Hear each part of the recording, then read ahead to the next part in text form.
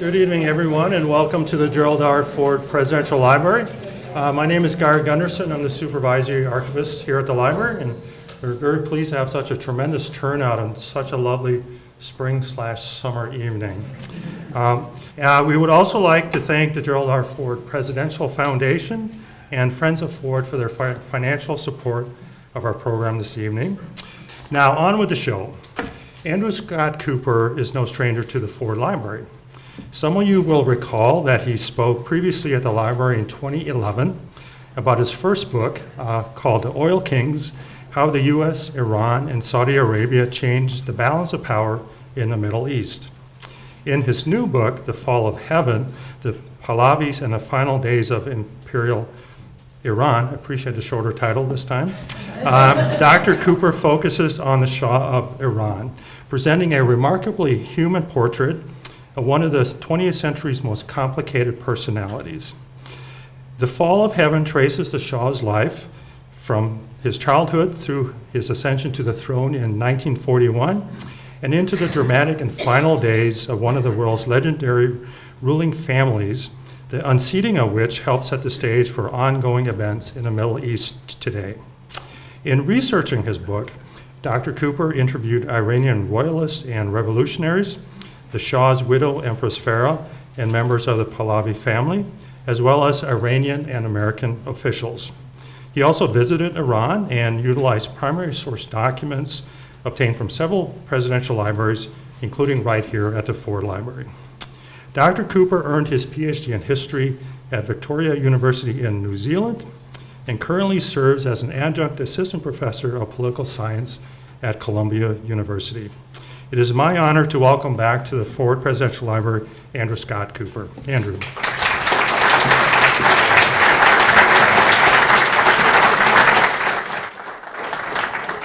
Thank you very much. I'm so happy to be back here, and especially for those of you who were perhaps here five and a half years ago, it's great to be back. So this is the follow-up book to The Oil Kings. And those of you who read The Oil Kings will know that the very last scene is in November 1977, when there was a riot just outside the White House, and this picture was taken seconds before anti-Shah students started rioting, and the Washington Park police fired tear gas. Unfortunately, the breeze was drifting towards the White House, and some of you will remember they were all tear gassed, including the two first couples here, and the famous photo of the Shah wiping the tears from his eyes. And that was really the prelude to the catastrophic events of the next year, 1978. I think that right now the 1970s and particularly the presidencies of Gerald Ford, Jimmy Carter, are so important to scholars because we see so many continuities between their period right up until today. And especially the fall of the Shah, many scholars now are really concluding that when the Shah lost power and the US lost its closest ally in the Middle East then began a trajectory that led to what I would describe as today's implosion or regional collapse. And that is what we're seeing here. I was in Greece in January talking to Greek historians and asking them, because Greece is bankrupt, but they have right on the edge of the region. And when I asked them, when do you think the slide began for the whole Eastern Mediterranean, Middle East region, they all said, when the Shah fell. And so what I tried to do in this book was, first of all, do an investigative research on the circumstances surrounding the Shah's downfall. There's so much we still don't know about this event. This is the first televised revolution in history, and yet in a way it is the most puzzling. And especially if there's anyone who's Iranian in the room, Iranian American, who went through the events, many of you probably have Iranian friends. Iranians are as confused by the events of 78, 79 as many scholars are. The reason is that what we saw on television and what you see on television today, it's just the surface. Really what's going on behind the scenes here, how is it that the leader of the most powerful country in the Middle East, who had the 5th largest army in the world, and was, after the leaders of the superpowers, the leaders who had nuclear weapons, the Shah was one of the most powerful men in the world, and he lost power very quickly. And it's very important that we try to understand how he lost power, because as I'm going to talk to you about one of the observations I'll make in my remarks tonight, the Shah was trying to do something that most Americans weren't aware of at the time. He was liberalizing his regime, and in fact, he had a plan to democratize Iran. And he lost power while he was trying to democratize his autocracy. And it's very important that we understand how he lost power and why he lost power, because in the region today, we see other monarchies, other authoritarian regimes that are allied to the US, and they too will soon face the question, the challenge of how do you liberalize, let off steam without losing power. So tonight we're going to look at the past, we're going to look at the present, and we're going to look a little bit into the future and talk about Iran and US-Iran relations. So with my students at Columbia, I'm a historian, I teach political science students. They're usually 20, 21 years old, juniors and seniors. They know nothing of this period. And in fact, I like putting up pictures of the presidents and the world leaders from that period because, unfortunately, many of them can't identify them. And so I'm sort of starting from scratch. But I have to say that once they get really focused on the history of US-Iran relations, they are fascinated. Because who knew that the United States and Iran were so close? The Shah was our guardian of the Persian Gulf. The Shah was one of this country's closest allies, certainly in the region. And so that's also a very important story here. So my work as a historian and a historian of US foreign policy is an effort to explore the roots of a poisoned relationship. These are conflicting, contrasting scenes from 1979, where you have Iranian students on top of the embassy burning the American flag. You have Americans calling for the deportation of Iranians after the hostages were taken. And then to really look at how the past weighs so heavily on the present. So what I would call the two open wounds of the US-Iran relationship is the overthrow of Prime Minister Mossadegh in 1953 in a CIA-backed coup, and the taking of the hostages. So this is the open wound for many Iranians, not all Iranians, because there's a very interesting scholarly dispute going on right now about the exact extent of US involvement in the coup. But certainly for most Americans who are aware of this period, this is the dominant image of American diplomats blindfolded, humiliated, and being held captive for 444 days.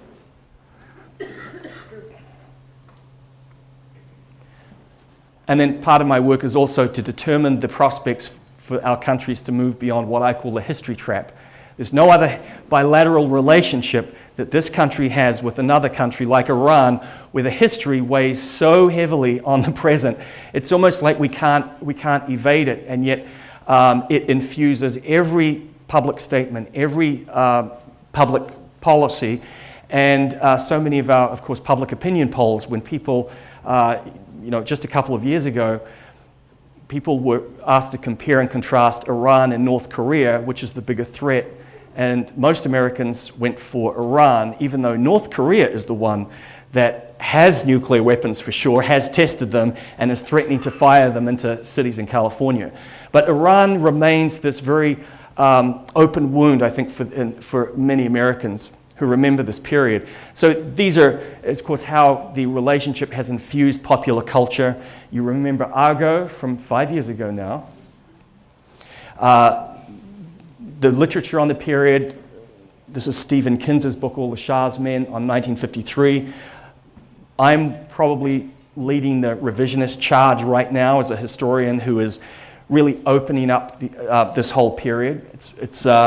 So this is Fall of Heaven, and then there's a Sally Field movie from some time ago. But it just shows how the relationship has really captured the minds of popular culture. I want to talk a little bit about my work as a historian. I work with documents. I also interview people. I interviewed over 100 people for this book. I interviewed the Shah's widow, Empress Farah. I just saw her a couple of weeks ago in Iran. I'm sorry, I saw her a couple of weeks ago in New York. She won't be going back to Iran, and actually neither will I after the book was written. I was in Iran here though. This is actually outside the house of Ayatollah Khomeini in northern Tehran. And this is it's now a museum. It's not quite a presidential library. It's a house. You're not allowed to go in it, but they have a mosque attached to it where he used to give his fiery sermons. So when I went to Iran, I had a short-term sabbatical to study Shiism. And it was important for me to understand more about Islam. And it was a great opportunity for me to be in Iran. I was treated very well. The people are hungry for contact with Westerners and Americans. Iranian people are remarkably hospitable, and I have to say that it's true what they say. The Iranian people are the most pro-American in the region with the most anti-American government. Go figure. So those of you, maybe someone here has been on one of the tour parties that go to Iran. Everyone who goes has an amazing time. I went on my own, and I was in Qom, which is a theological center for Shiism. And this photo, I think we all look a little shady. A little uncomfortable there. I did a presentation at the Political Science Association of Qom. Qom is where the Ayatollahs live. It is the clerical center for Shiism. So this is how a speech like this would be delivered in Iran. We have Ayatollah Khomeini, we have the current supreme leader, Mr. Khamenei, and then we have my hosts, and this is one of my teachers, and this is the head of my department. And it was a really fascinating, great time. And I also got to visit the Shah's palaces, and that was what I really wanted to see. I wanted to see where the Shah lived, where the royal family lived, and how they lived their lives, and really get into the nuts and bolts of the Shah's interior life. And you can't do that from here. You have to go, and you have to be walking the corridors in the palace that he walked in. You have to be in the bedroom where he slept. I mean, that's what historians hopefully should do. It's what we love to do, is, as Lyndon Johnson used to say, you see it, smell it, feel it, and that's what I like to do too. So when we're talking about this event, we're talking about, at the time it was regarded as a revolution, an upheaval. Now we describe it as a huge epochal event, cataclysm, depending on your point of view, a transformative event that changed not only Iran, not only the Middle East, but Islam, and in fact world history. I watched it on TV as a 9-year-old kid in 1978, and that was the inspiration to write 2 books on it. So it shows the effect it can have on young minds. It certainly shows how the fact this room is packed. People are still interested in the Shah. People love to talk about the Shah, as I've learned in my public lectures around the country. So when we say thinking the unthinkable, Iran in 1977-78, this is what Iran was like. Not all of Iran, but if you were in Iran, you were a young woman who was going to university, you were not veiled, you were wearing Western clothes, you were possibly wearing mini skirts, you were going to discotheques, you were driving a car around town on your own. Not all women, but certainly women who in the middle class, upper middle class, who were being educated. These are very westernized images. Tehran was the hub for Pan Am, for West Asia. Iran had the largest American expatriate community in the world. 52,000 Americans lived in Iran in 1978. I don't know if anyone in this room was one of those people or lived in Iran at that time, but I spent my time interviewing and working with Americans who lived there and went through the revolution. Their stories have never been told, because the hostages were taken and American public opinion decided we don't want to hear any more about Iran. Their stories are amazing. They were airlifted out by helicopters, they were rescued by boats, some of them walked over mountains to get into Iraq or Turkey. But they lived among the Iranians, they learned Persian. Many of them were children who grew up and spent almost their entire formative years in Iran. And then there's the Shah. The Shah was, as I said, the Shah was one of this country's closest allies for 37 years. Here he is with Mr. Truman, Mr. Kennedy. Jackie is giving him a very intense look. We know something about that because she lobbied him to change his prime minister once they were in the Oval Office. Kennedy and the Shah did not have a good relationship, as you see in my book. Mr. Nixon had probably the best relationship with the Shah. They saw eye to eye on geopolitics. And then, of course, you have President Ford, who had, I think, quite a difficult time with the Shah. He inherited this relationship with all its contradictions and complexities, and especially the issue of oil pricing. The oil shock hit Ford's presidency just as he came in and destabilized the US and European economies. And the Shah, of course, as I detail in my first book, the Shah was unbending on the issue of oil prices. He refused to concede the point on oil prices, and that was a real sticking point for them. This is one of my favorite images. This is the time when the US encouraged Iran's nuclear program. And, of course, the US started Iran's nuclear program. If you don't know that, you probably should. It's a good little bit of history. Dates back to Eisenhower's Atoms for Peace program. By sort of early 70s, it was the Shah really wanted to develop an independent, autonomous nuclear energy program. US companies were very happy to go to Iran. Iran hosted most of the US corporations had headquarters, regional headquarters in Iran, Citibank, Chase, and certainly the Shah was a great customer for US weaponry and also for the nuclear industry. So this is actually a newspaper ad from the New York Times in which the nuclear industry is saying, look, if the Shah can do it, so can we. He did want to do it, and as we know, that this Iranian nuclear project today, it's not just the Ayatollahs. This is not just an Islamic bomb or an Islamic issue. For Iranians, this is a national project. It's a project of pride. It goes back to the Shah's era, and even Iranians who are against the regime, you talk to them about, do you think Iran should have the choice to develop an independent nuclear program? They would say, many of them would say yes. Now, in terms of weaponizing it, that's a whole other issue. But in terms of generating nuclear power, they would say we have a large population, we're running out of water, and we need alternative sources of energy. Most of you remember the Shah in this way, 1967 at his coronation. If you go to Tehran, you can visit the jewels, the greatest jewelry collection, I think, in the world, in the vault under the central bank. It's an amazing experience.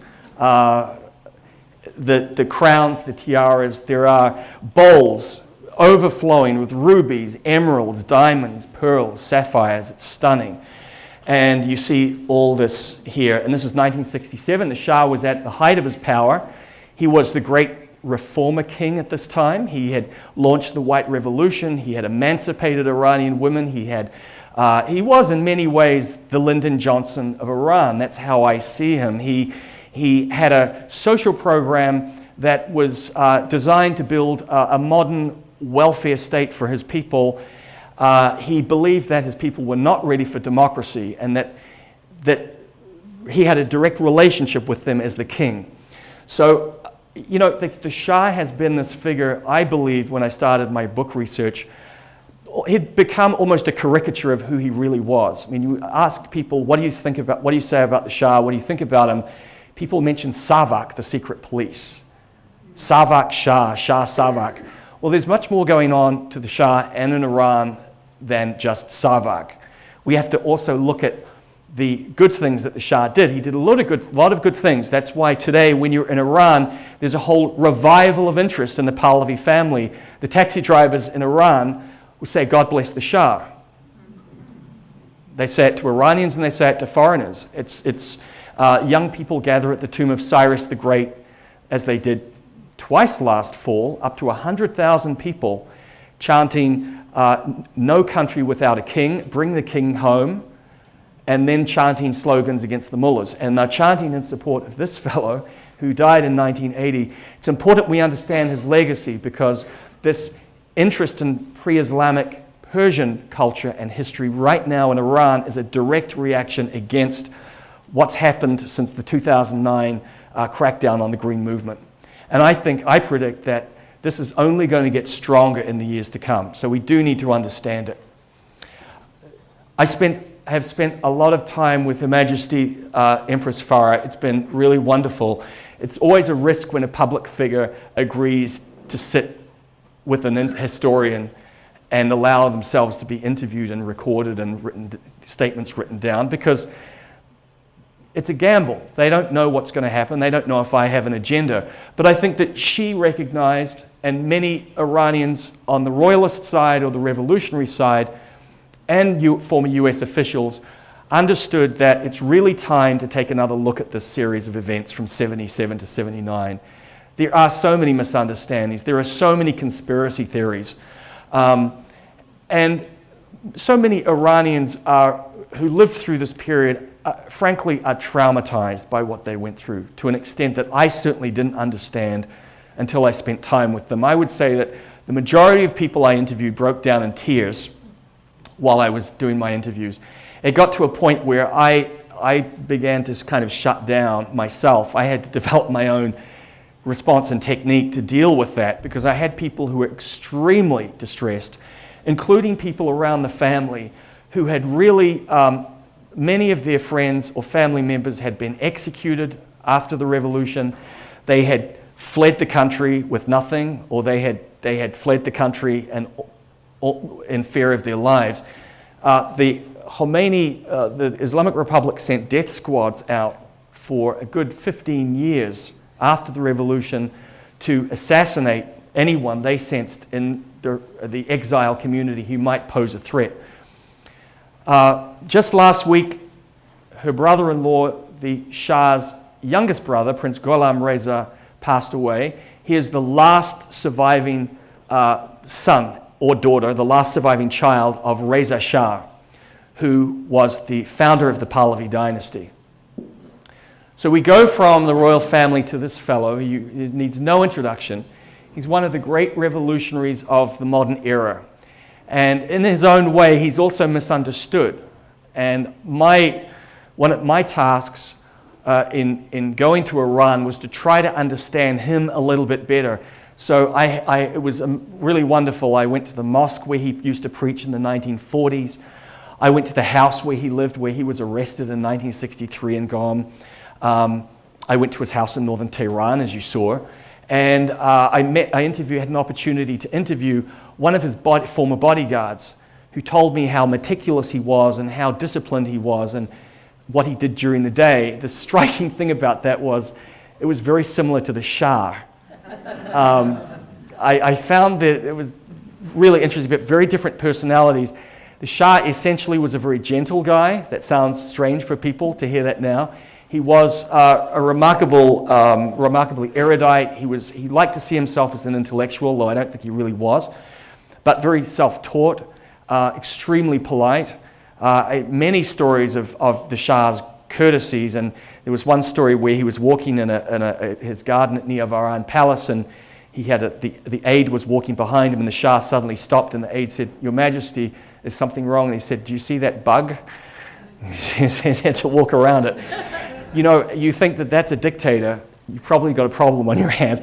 In other words, the Shah was not Khomeini. The Shah was not... Khomeini had what I would describe as a totalitarian instinct and personality. He promised democracy, but no one really asked him, what did you mean by democracy? People thought, well, it's going to be a French-style republic. He was certainly coached very well by his French-educated Iranian intellectuals who were around him. But there was no way he was going to bring in a Western-style democracy. He regarded Western-style democracy as profoundly corrupt, and decided that it had no business as part of Islam. And he, of course, is the fellow who develops this revolutionary thesis of Islamic government that we hear so much about today, but is also very widely misunderstood. A large part of my research was investigating what I would describe as mysteries of the first televised revolution. This is Jaleh Square. Most Americans know this as the incident in September 1978 when the Shah's troops fired into crowds, mowed down hundreds of people, and that's officially the start of the revolution. However, if you talk to the people around the Shah, the people at the imperial court, they will tell you that the revolution, to them, the power struggle in Iran between the Shah and Khomeini was over. It ended 4 days before this cataclysmic event happened. Now, I was then faced with the challenge of, well, if the Iranian version is so different from the US version of the Iran, I'm going to have to work backwards, which is why in the book you see me go back and then kind of cautiously work my way forward day by day, trying to reconstruct the events that led up to this tragedy. When I was in Tehran, I walked Jaleh Square because there's so many conspiracy theories about this event. Did people fire into the crowd? Were there thousands of people killed? I had decided I wanted to go for myself, and I just walked around. It's not even a square, it's a circle. But there are other episodes from this, from the revolution. The burning of the Rex Cinema in Abadan in August 1978. Over 400 men, women, and children were massacred. That tragedy was laid at the foot of the Shah and Savak. We now know, and the Islamic Republic has quietly admitted, that those were pro-Khomeini terrorists who lit that fire, burned those people to stoke public panic. In a way, it was almost like the Reichstag fire of 1933 for Germany, and it certainly worked. So there were conspiracy theories that I had to untangle, and there were basic causes of the revolution, which we can talk about in our Q&A session as well. But I want to just look at a couple of these first. What you had going on in the 1970s, not only in Iran, but I would say here, because what we have in the 1970s, one reason why the decade's so interesting, you have liberalism colliding with conservatism in a very interesting way. 1970s sees the rise of what we call the Christian right in the United States, the ascendant with Ronald Reagan in 1980. The Catholic Church is going through a similar period of turning from liberalism to more conservatism under John Paul II. Islam, Shia Islam in particular, is going through a similar phenomenon, similar trajectory. So as a historian, I have to understand, and I was very curious as to why this was happening in Iran, growing interest and sentiment and religious fervor, and also in the United States, and also in a country like Poland, remember. At exactly that time, the Catholic Church in Poland is sheltering solidarity trade union workers. Well, in Iran, at exactly the same time, the mullahs were sheltering left-wing Marxist students in the mosques. You had a similar phenomenon going on that is something that is, I think, very interesting. Within Iran, Iranian society becomes very disoriented by westernization, modernization, which is encouraged by the US. And of course, Khomeini is the one who says we have to go back. We have to purge ourselves of all this corruption, and I'm the one who's going to take us back to purity.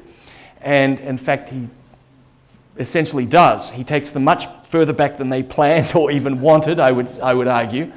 But certainly the images of the Shah and the family on the cover of Ola magazine, you know, you can imagine, I mean, just compare and contrast. The Shah is wearing sort of pajamas at the beach. So there's an enormous backlash against Western-style values, Western-style modernization that has been encouraged by successive US presidents and administrations in Iran and in the Muslim world from really the 1950s onwards. The US pumped billions of dollars, taxpayer dollars, into Iran. I mean, it's a fair question, what happened to the investment? You know, the investment went down the toilet, but not necessarily the whole investment, as we will talk about in a minute. In terms of the final crisis in Tehran, the American, the US attitude is Jimmy Carter lost Iran, Jimmy Carter's to blame. That's what Iranians will tell you. That's not taking responsibility for your own behavior, your own actions. You know, the fact is that when I went through the archives at the Carter Library, I was pretty stunned because Carter doesn't become personally engaged in the revolution until Jaleh Square. And as I've just mentioned, for the Iranians, for the Iranian elite, Jaleh Square was the end. It wasn't the beginning. So the question is, why did the US take so long? Why was the White House so unaware? When you go through the paperwork from that year of crisis, what's fascinating is that the embassy is busy doing their thing, collecting work, collecting documents, and trying to study what's going on. But it's not like there's an intelligence failure, but there's certainly a failure of imagination. No one in Washington can conceive that the Shah is going to be ousted. No one can conceive at all that there's going to be a religious revolution. Even after Khomeini came back, when you're looking at Brzezinski's notes to Carter, they believed the Communist Party was going to possibly succeed and win in Iran. Actually, Khomeini came in and wiped them out. But here we had in Iran sort of classic end of empire crisis going on, where you have the Shah becoming himself disoriented at the turn of events and starting to replace prime ministers willy-nilly, trying to find that right person who can fill the job for him. And he can't. And he has Prime Minister Amouzegar, Sharif Imami, he has General Azari, and then he has the last one, Prime Minister Bakhtiar. So he goes through 4 prime ministers in about 15 months. There's no stability, there's no continuity. At that point, people who are loyalists to the Shah start to lose faith and start to panic, and people start to leave the country. The court is divided between conservatives and liberals. The Shah is unsure which way to go. The former, I say, right-wing, more conservative people want a military crackdown, which they believed could save the day. The liberal faction at court, which is very influential by that time, believes that they should push forward with liberal reforms to democratize the country. The Queen is very much in support of that. Neither the King or the Queen want a bloody crackdown for a couple of reasons. One, they both know, and no one else knows, that he is slowly dying of lymphoma. So those of you who remember, the Shah comes to New York in October 1979, after he was ousted, to have surgery. His entry into the United States then leads to the students in Tehran storming the US embassy and taking the hostages. But you can see here, he's lost a lot of weight. He was being medicated by French doctors who were flown in every 2 weeks. The Queen was only told in 1977, 3.5 years into the process, that her husband was dangerously ill. So neither of them believed that a crackdown, if they believed that their son, who was only a teenager, could not inherit a blood-stained throne, and I think they were right. A crackdown would have destroyed the monarchy. But for people who were in the royalist camp at that point, late in the day, they believed it was coming to an end anyway, and they believed a crackdown with or without the Shah was essential. The crackdown doesn't happen. And then we have the 2 heads of Savak. The Shah fires General Nasiri, who was later executed by the revolutionaries, and replaces him with the more liberal General Moghadam. General Moghadam, unbeknownst to the Shah, I believe, has betrayed the Shah to Khomeini over the summer of '78. So it's also a very Shakespearean story going on here, where as the regime starts to implode, people start to run for the exits. They start to take money out of the country. They start to quietly reach out to the revolutionaries. If I work with you, are you going to help me afterwards? Don't hurt me. Don't hurt my family. Most people think that all Iranians were against the Shah. It's just not true. In fact, many, many Iranians stayed loyal to the Shah to the end. There's a good case to be made that the Shah could have made a different calculation and actually rallied the Iranian people to his side. Most people think that the entire Shia clergy was against the Shah. That's not true. We now know that there was a power split within the clergy. What I would describe as the fundamentalists, centered around Khomeini, were in the minority. The moderates, around the Grand Ayatollah Shariat Madari, were much more numerous, but they lacked the spirit and the fire and, frankly, some of the violent instincts of the Khomeini people, who eventually overwhelmed them. My book is making waves in Iran and Lebanon because of this character here. Imam Musa Sadr, I won't go into the story, but he is a famous character within Shiism. According to the traditional story, the Shah eliminated Musa Sada because he was pro-Khomeini. The new evidence suggests that Musa Sada is eliminated by the people around Khomeini because he is in secret, as I reveal, he was in secret contacts with the Shah. So there's a lot of backstory intrigue going on in this story that we had no idea was happening. Even Iranians didn't know this stuff was happening. And I also wanted to look at the US side.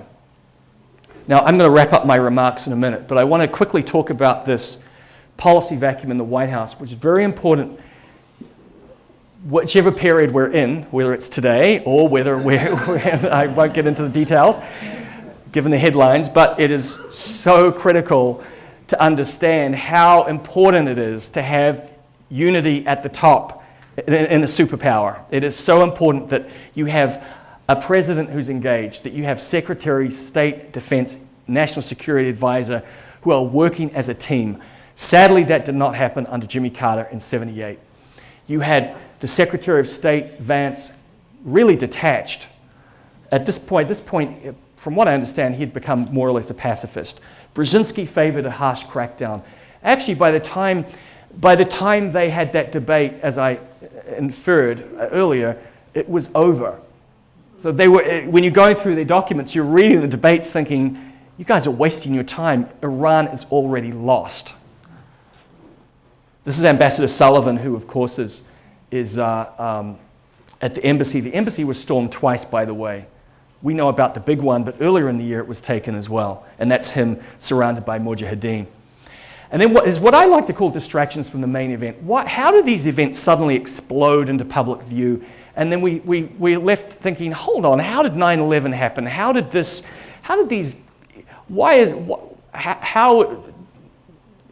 something happen now we didn't know what was the build-up to it?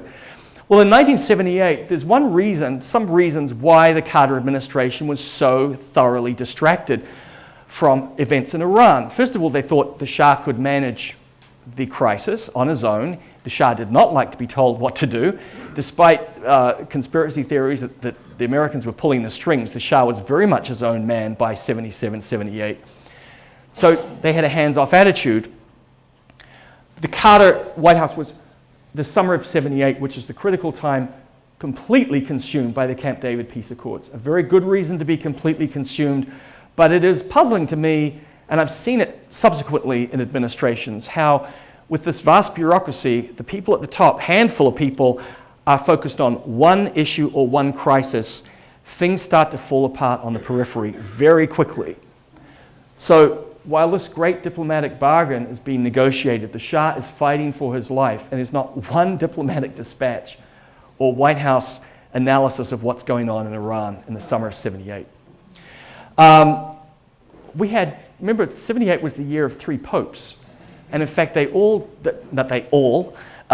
of them died within 30 days of each other. That period coincided with August, September, October '78.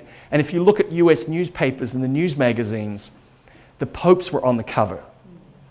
That was the big story for US public, US television, US newspapers, and it's a great story. Now, historically, John Paul I died. Did it merit all that coverage? It probably did at the time. Looking back, we would say that the rise of Khomeini was probably more important. And you all remember Jonestown.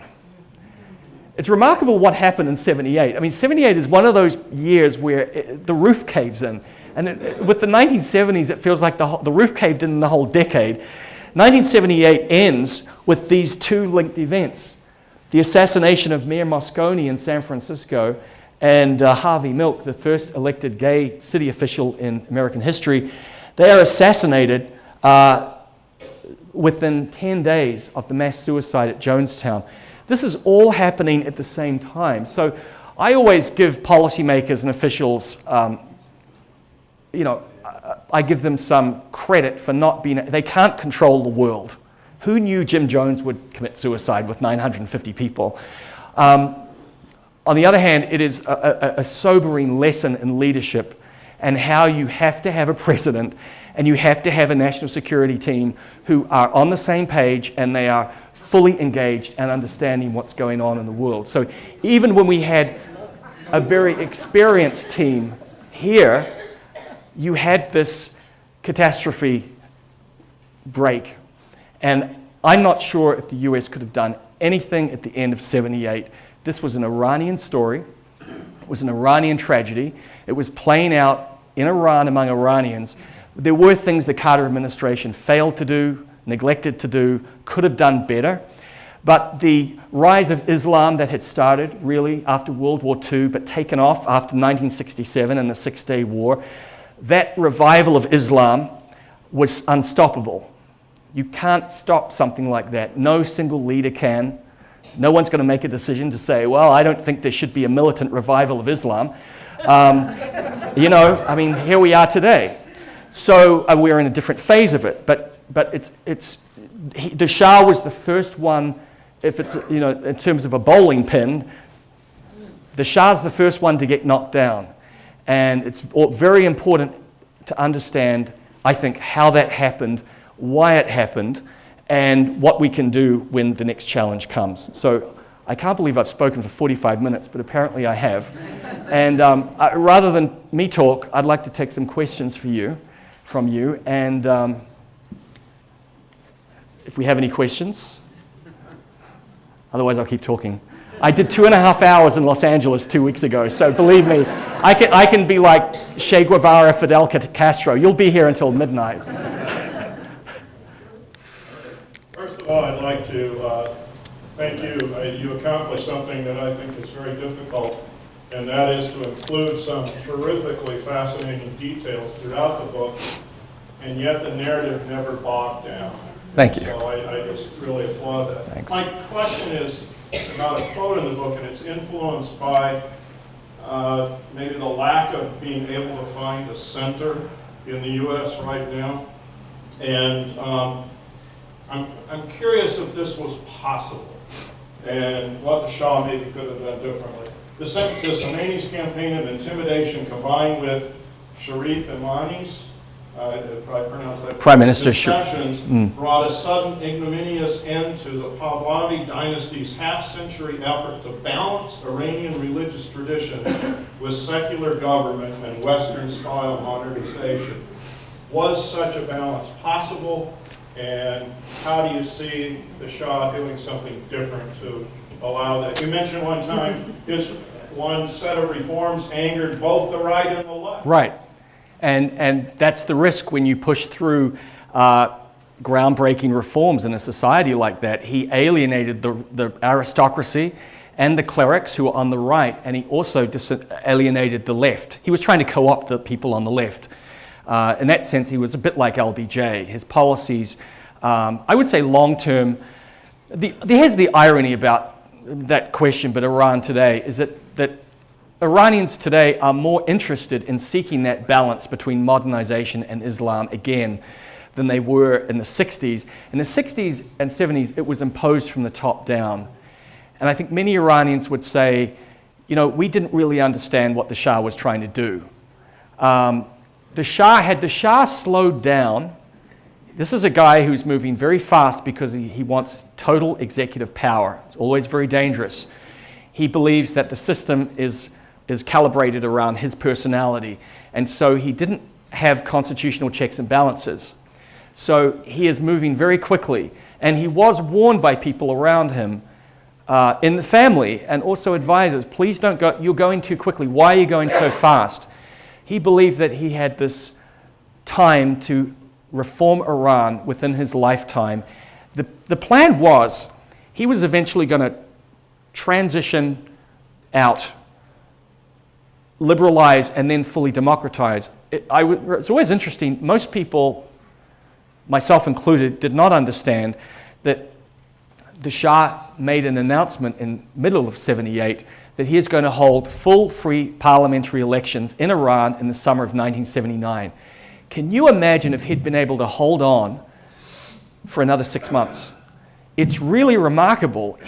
Part of that, I think, the tragedy that killed him in the end, apart from the cancer, is he was so close to achieving his goal of this phase out. Modernization in the 60s and 70s was done not only in Iran, but in other developing current countries, encouraged by US, the Kennedy and Johnson administrations, fast, It was backed up by scientific analysis. There were economists who were they called it there was a whole economics theory. You had to basically jumpstart your economy by pumping all your revenues into industry, and then you would take off like a rocket. Well, unfortunately, the rocket kind of goes up and then comes down and crashes, because commodity booms do that. Saudi Arabia is a country to look at right now. Saudis are trying something similar, and I don't think it's going to work. So in terms of modernization, there's more possibility it would work now, because the Iranians are more aware and sensitive to possible backlashes that can develop. Thank you. Hello. My question is not as erudite because I have not read your book. Nevertheless, two comments, if I may. You use democratization and democracy, both in referring to the Shah and to Khomeini, but quite differently, as if the use of democracy by the Shah was somewhat benign, and the opposite with Khomeini. But really, I would think one could argue that they were both using liberalization and democracy to foster very specific aims that have very little to do with creating a democratic nation. In the case of the Shah, he was undermining the Bazarjis, redistributing the land, which can all be seen as progressive, but there are also power plays. In the case of Khomeini, you said that he brought around that there was a semblance of unity early on, which happens early in revolutions. He brought the leftists next to him. But of course, I don't think there was any ambiguity at all that he was aiming towards a revolution, an Islamic revolution. And to put it in context, this is only possibly the second revolution in the entire history of Islam. If one wants to think of the Abbasid revolution as the first one, these are not my words. This is Saeed Arjumand, whom I heard a long time ago. So this is a big, big deal. We're probably in the middle range effects of this revolution, which, whether we like it or not, has created a stable nation. A stable nation that has been, yes, relatively stable within its own boundaries for whatever, now nearly 40 years. What did Saudi Arabia bring us? Something like called ISIS, a Sunni revolution under which we're living right now. So, there's a silver lining to this revolution, I think. Well, there are silver linings to it. I mean, Iran has been on a search for democracy for over 100 years now, since the 1905-06 constitutional revolution. And I think you see this tension in Iranian history over the past century. What do we mean by democracy? How the Shah is not the right person to reintroduce democracy in Iran in the late 70s, early 80s anyway, because once you have gathered executive power yourself, the problem is no one trusts you when you say, I'm going to give it back. So that was the problem with the Shah. The Shah, I believe, really, he knew he had to do it. He's dying. His son couldn't inherit the throne, but he also was having serious problems with the economy. He understood, he was smart enough to know this authoritarian system is not going to outlast me, but he left it too late. Iran did have this functioning democracy in the 1940s, a little bit in the early 50s, a little bit in the early 60s, and it gets quashed again. Khomeini, I don't think people understood in 78, Khomeini, I would say even many of the people around Khomeini did not understand who Khomeini was or what he wanted. Even though he had written his thesis on Islamic government, it was remarkable to talk to former US officials in the embassy. You could actually get this thesis on street corners in the bazaar. They knew about it, but they never bothered to go down and get it translated. Had they read it, they probably would have avoided doing what they did, as you see in my book, where the diplomats open a back channel to Khomeini's people in late 78 and make it clear they would like the Shah to leave and Khomeini to come back. I always believed that was a conspiracy theory, and totally until I interviewed the officials who were involved in the back channel, and they were very uncomfortable talking about that today because it didn't work out so well. People make mistakes, and with policymakers and diplomats, we have to be really careful because it's that hindsight thing. But I don't, Khomeini was coached by the people around him to say that they would, foreign correspondents would say, what kind of democracy do you want? He said, like the French Republic. Bani Sadr, who I interviewed, the first president of the Islamic Republic, told me, yes, we had, the reporters would give their questions in the morning. This was when he was in Paris. Khomeini was in Paris for those last couple of months. We would write the answers, give them to Khomeini, and he would memorize them, and then he would have his 15 minutes with the press, and he would tell them what they wanted to know. That sounds probably, that's what happens in revolutions too. What's really interesting is that, and this is something that I don't think anyone really knew until I talked to people who said, well, actually, we had him wiretapped. We had Khomeini's phone conversations. CIA had his phone conversations tapped. They were also tapping the Shah's palace. They had the Queen's phone line tapped. And then you think, well, how could they make so many mistakes if they had, you think about the NSA today, all the intelligence gathering. Does anyone really think all those trillions or millions of pages are going to be properly processed, analyzed? And then what? What do you do with it all? The story of Iran's democracy, transition to democracy, is certainly not over. I think the Islamic Republic is is going to either transition or die, because too many Iranians are unhappy with that regime. But the point that the questioner made about Iran being at peace is totally true. When you're in Iran, Iranians will grumble, but they will say, at least we're not Syria. And that's very important. That's very important. No Iranian wants to see their country split. Iranians, doesn't matter what side they're on, are horrified that the United States supports the Mujahideen. I mean, it's a cult. And to see Senator McCain with the leader of the Mujahideen, I think it was in Albania last month, was stunning to Iranians living in this country. The Mujahideen assassinated American military personnel in Iran in the 1970s. So, this is a story that is ongoing, and whereas the Iranians have all this retentive memory, in this country, I think too often we're just seeing Iran as it is today, but we have to sort of understand some of the trajectory here. Next question, thank you. Hi. Historians deal generally with the past, but with the experience of the past and your knowledge of the past, can you turn up your crystal ball and see if you can come up with some ideas as to what situation we'll be in 10 years from now when the regulations of the you told us we might be in Canada. you told well, you told us that the Iranians have a population that likes Americans and a government that doesn't. And you mentioned just now that you're hopeful that there might be some change in the government that would be more. Well, I think Iran is a country. Yeah, I think Iran. When you look at Iranian history, Iran is a country that is. I think it's a very flexible, fluid society and heritage. I think it's very different to the Sunni side, which we don't have time to go into.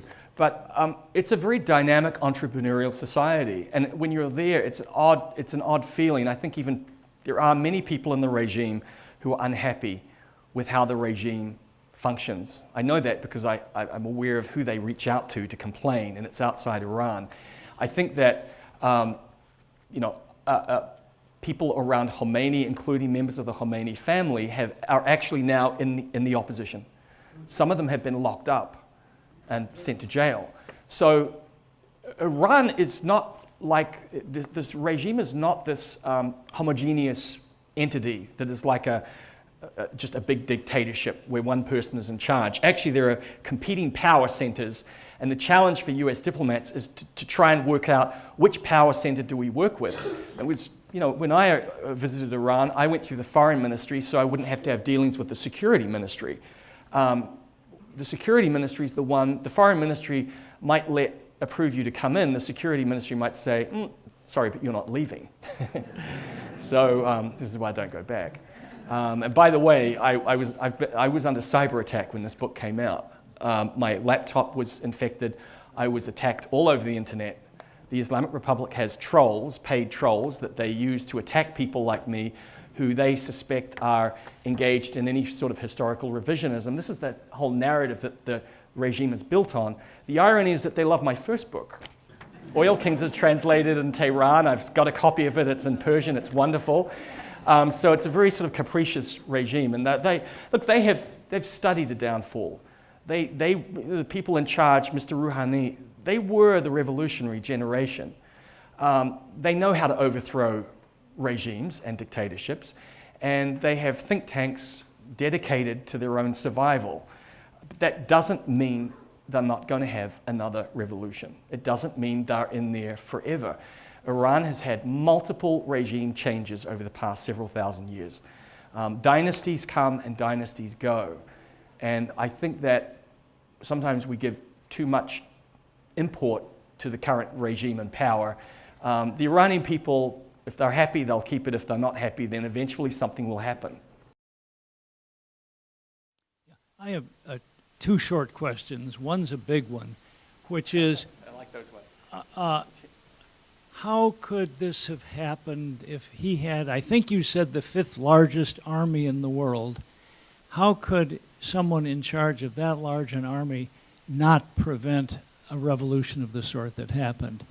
The second, much smaller question is, because I knew him a decade or so before all this, Sadegh Ghozbadeh. Oh, yes.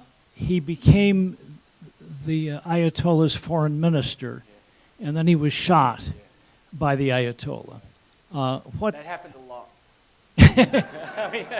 can you shed any light on what happened? Yeah, well, the first question was on use of force. The televised images would have you believe that the Shah had the army out killing thousands of people. We have the death toll for the entire revolution. It's actually remarkably low. The Shah refused to issue orders. The reason why he lost power is he refused. His generals were begging with him, please let us use force, because they were out on the streets in martial law. And the Shah was repeatedly saying, I don't want a single bloody nose from with an Iranian. I will not tolerate any live rounds. And he said, if the crowds get out of control and you have to open fire, fire below the knees. The generals were very demoralized. The conscripts became confused, and they were out on the streets for too long. The soldiers ended up fraternizing with the civilian population, which is always very dangerous in a system like that. This was the Shah's personality going back his whole life. He was very soft. And Iranians will tell you, Iranians outside the country will say, their criticism of him is the opposite one the human rights groups have. The Shah was a brutal dictator. Many Iranians will say, no, he was too soft, and had he been more like his father or like his sister Ashraf, we would still be in Iran. The second question, Mr. Ghozbadeh, I think he doesn't come out very well in the story of the revolution. He is dispatched after the revolution by Khomeini because he becomes involved in a military. He realizes, he's one of the people who, from the left, who realize after Khomeini comes in, oh, we made a mistake. We need to do something about it. So he is involved in a military plot. The military plot is found out, and the officers and Ghozbadeh are executed. His mistress, one of his mistresses, who was a renowned womanizer, wrote a very interesting memoir that very people know about. I think it's called something Persian Mirror. She was a Canadian journalist, and she wrote this very interesting memoir about her time with him all through the revolution. And it's fascinating to read that account. And she was very much in love with him, and he wasn't very much in love with everyone. But you do notice that Khomeini is a very tough character. The people who come in are either executed or exiled. Very few of them survive. Mr. Rafsanjani was one of the only ones who really did, and Mr. Khamenei, who's the supreme leader today. Short, specific question. How much does the Western-backed overthrow of the Iranian government in the 50s affect the relationship and the animosity between our countries today? Is that something the Iranian people have a long memory of and they remember it? Because no one in this country remembers it. No one in this country remembers it. Iranians do remember it, and the current regime makes sure they do remember it, but I think it's overemphasized a little bit too much now. It's been 60 years. Like I say, there's a very interesting scholarly debate going on about the extent of the US role, but the US was involved. So the US is tainted by the overthrow of this government. Mossadegh was not democratically elected, though. That's a bit of a misnomer. The Iranian parliament nominated him for the role of prime minister. So the Shah approved his nomination to the prime ministership. This is outlined in my book, and there's a power struggle between them, between the royalists and the secular leftists, the National Front people. Mossadegh becomes a martyr to democracy. It's not clear how much of a Democrat he really was either, because he too started to gather executive power in the year before he was overthrown. But certainly, you know, this is the same problem with the US in Chile, Guatemala, Dominican Republic. You know, when you go in and you overthrow these governments, or Iraq today, you overthrow governments short term, oh, it's great, we have what we want. The long-term psychological wounds to that society are very deep and long-lasting. And that should be factored into policy making. But because officials are working short term, thank you, that was very good. It was a year, thank you.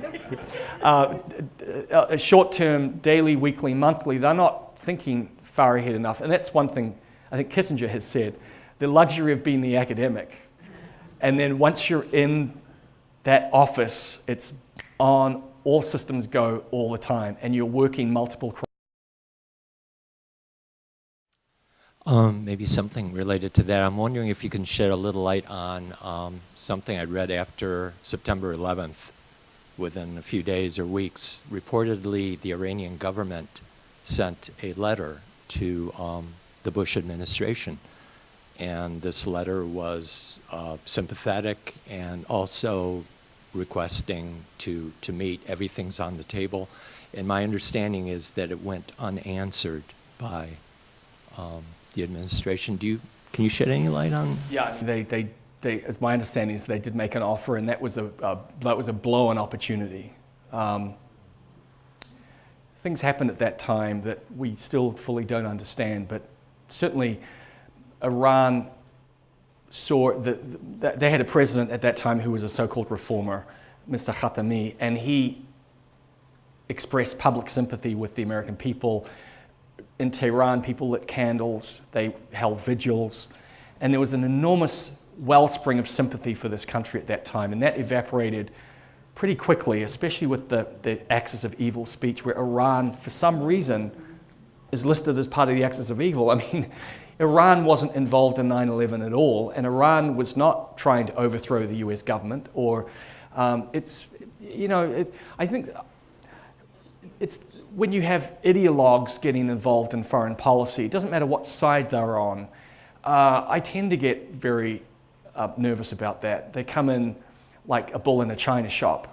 And I think even David Frum, who wrote that speech, regrets that line now. And I don't know, it would be, eventually we'll know how that speech was crafted, but certainly the Iranians wanted some kind of opening, and that opening was just shut down. And I think that was a mistake.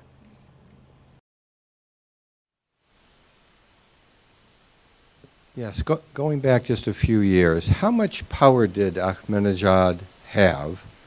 And I think I'm getting his name right, from a few years ago. I'm sorry, how was it? President Ahmadinejad? Yeah, President Ahmadinejad, yeah.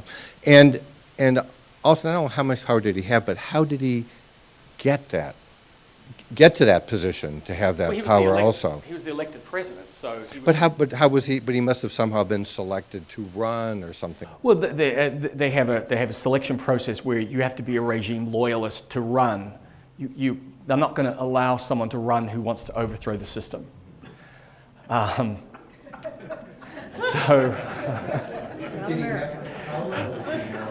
Well, I'm having a hot flash.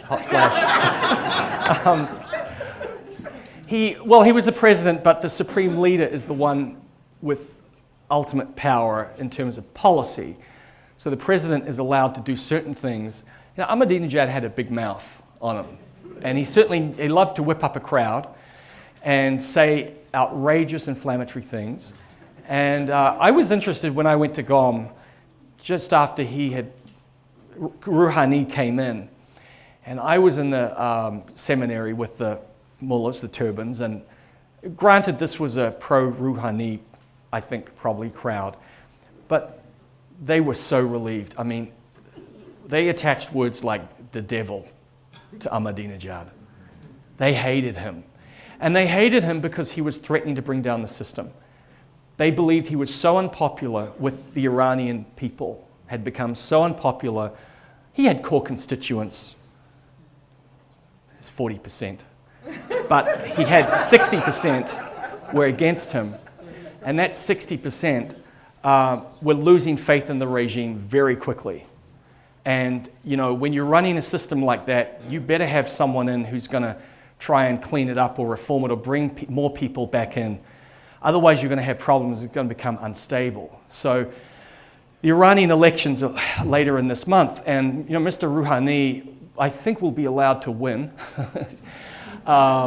He was allowed to win last time, and that's called letting off steam in the Iranian tradition.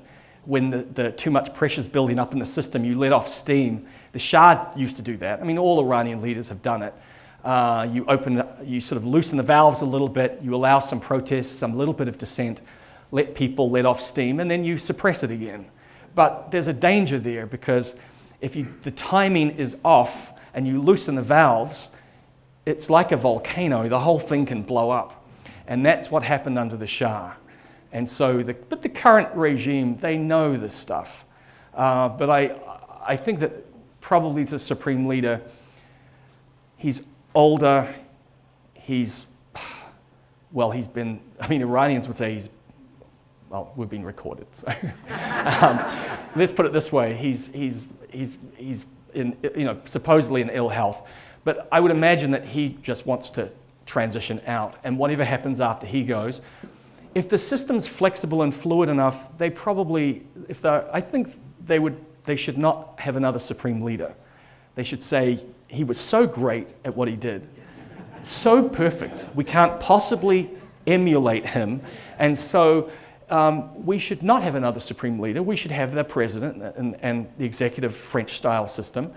And you know, that would actually be very interesting to see what would happen then. Traditionally, the role of the senior Mahar in Shiism, you know, that person doesn't have to be living in Iran, the so-called supreme leader, which is a term invented by Khomeini. But they could say, well, the new senior figure in Shiism is going to be Grand Ayatollah Sistani, who lives in Najaf in Iraq. And that used to happen under the Shah a lot. So that's that would be a Persian-style arrangement where it would work. It could possibly work. But we're going to have to see. It's going to be fascinating in the next couple of years how it plays out in Iran. And if I could ask also, what is your nuclear agreements that were made before? Because you really don't get, at least I get the real feel of really, did they give away too much? Is it too lenient, or are there teeth to it? And I'm just curious on your feel. Well, I mean, I was at the Nixon Library in September, and I said something about how it was many Los Angeles Iranians were there, and I said I basically supported the concept and the deal, and then it was this. I am for constructive diplomacy, and I think it was time. I think this is a building block. We have to look at it as a building block. This is the first time the United States and Iran, since the revolution, have actually worked on something constructively, and it's a foundation for the future. And you can build a lot on that. Are there things about the deal that scholars or experts didn't like? You bet. But I believe it's in the interest of the Islamic Republic to maintain that deal. I believe that they know they need an opening to the West for investment and also as a valve to let off some pressure inside. I believe there are strategic reasons why they need that deal, and I think there are reasons why we should want that deal to survive too. And you certainly don't come in and throw out something that's been negotiated for I don't know how many years. I mean, painstaking diplomacy for years and years.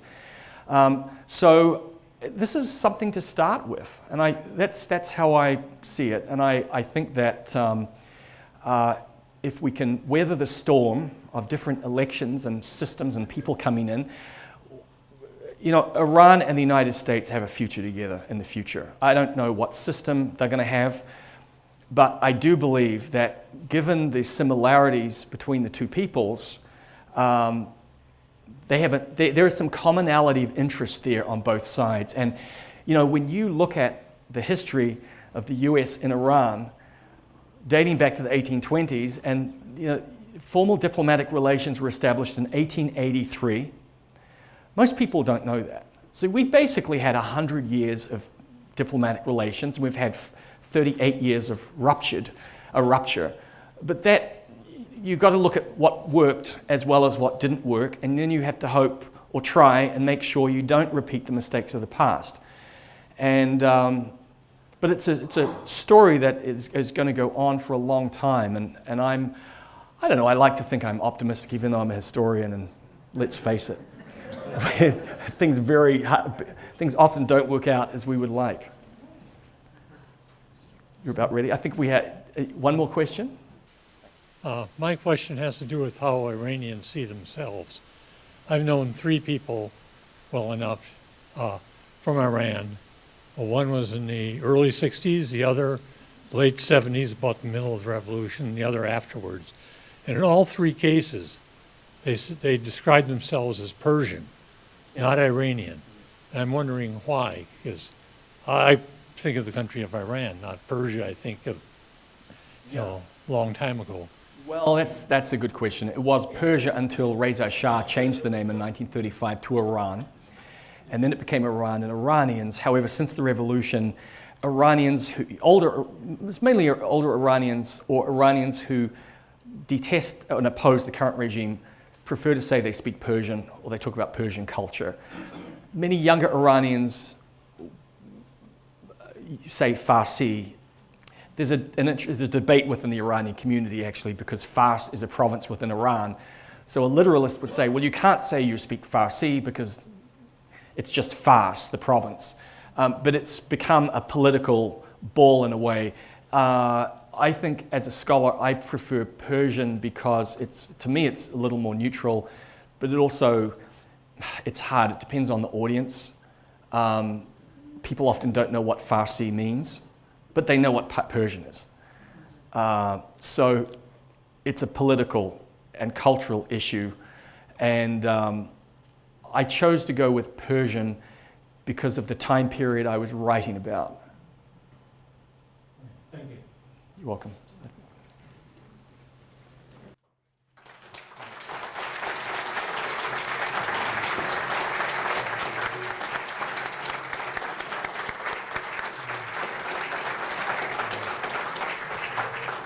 Okay, thank you, Andrew, for the excellent presentation. We have an assortment of Ford 1976 campaign memorabilia as a gift. There actually is a lot of stuff in this little bag. So I was astounded when the staff kept pulling stuff out. And we also have a 1976 campaign poster that we're packaging up separately, which will look great in your office or possibly the guest powder room. Great fridge. At your home. Thank you very much. Thank you.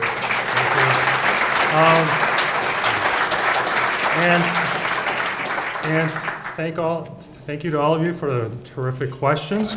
One quick program announcement. We have actually a June program this year, which is kind of rare. So on June 6th, acclaimed writer, journalist, and documentary filmmaker Chris Whipple will be here to talk about his new book, which is called The Gatekeepers, How the White House Chiefs of Staff Define Every Presidency. So I think that's rather timely as well. And that book covers the Nixon through the Obama administrations. And some of you may recall the documentary with the same title, which came out in 2014. So this is actually the book version of that. And lastly, if interested, we do have forms available for joining Friends of Ford, signing up for email announcements for future programs, as well as providing feedback on our program this evening. And now it's my pleasure to invite you to meet our speaker, get your book signed, and enjoy the reception in the lobby. Thank you very much for coming tonight.